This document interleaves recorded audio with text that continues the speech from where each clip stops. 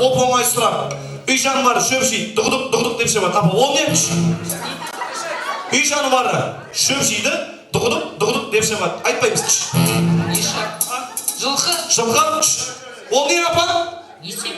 Молодец, апа. Мәсән, есек. Дұрыс. Есек қой, апа.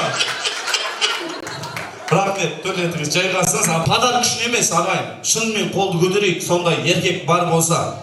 Өзінің әйелінен қорқпайтын еркек бар ма? Қолын көтеріп.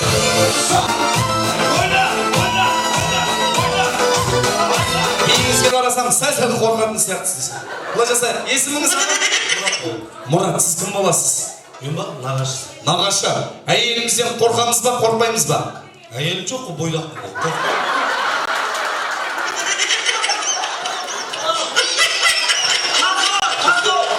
Шынымен бойдақсыз ба?